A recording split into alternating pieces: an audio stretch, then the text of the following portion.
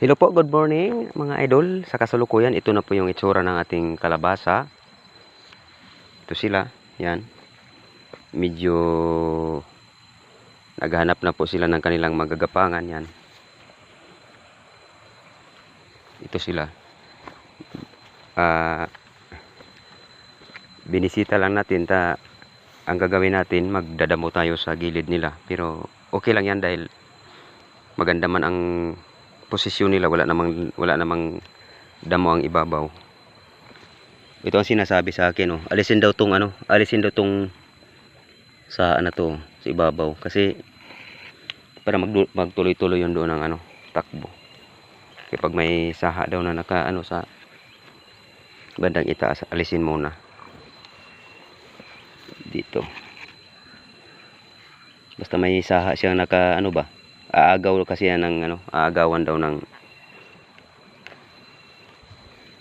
vitamins para magtuloy-tuloy muna yung gapang na maganda. Ito. Bale, sunod na araw, maglalagay na naman tayo uli ng dito. Fertilizer. Ito kagaya ito, paalisin natin to, no. Ay hindi, ibang puno pala to. Itong alisin natin. Yan.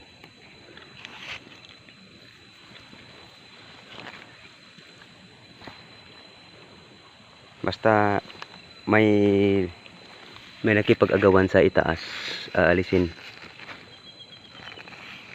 Ito.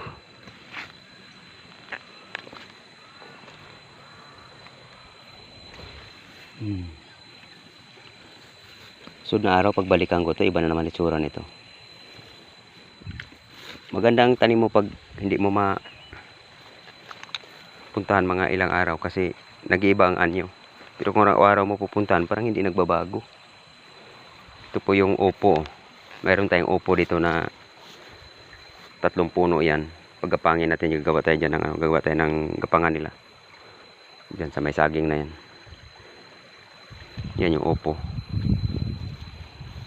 Mga idol yan. Tapos, doon sa dulo ng kalabasa, mayroon tayong kunting tanim na mais.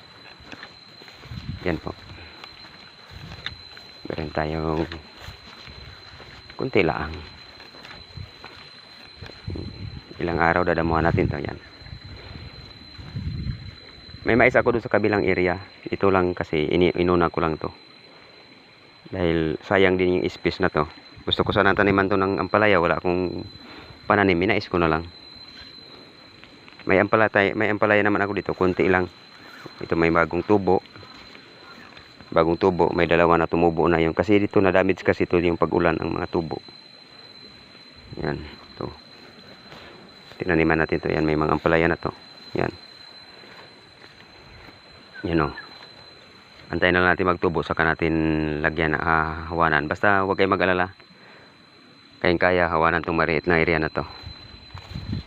Salamat mga idol sa pagpapanood ninyo.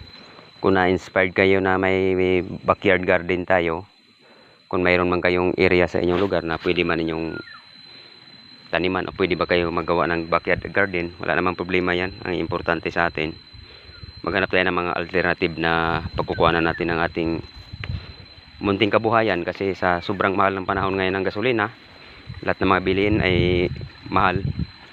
Dapat meron tayong paraan o solusyon na mabigyan natin ng ibang pamamaraan ng ating mga hinahanap na mga pagkain. Ito din po yung aking palay. Mag-abono ako nito, sunod na araw mag-abono na tayo, no, pang papinis na. Lagay tayo ng urea, mga 20 kilos lang. Tama na yan. O, ito lang po mga idol, hanggang dito lang tayo ngayon sa ating pagbablog. Hanggang dito lang tayo sa ating pagvideo. Salamat po sa inyong pagpanood sa aking channel, sa inyong pagsusuporta.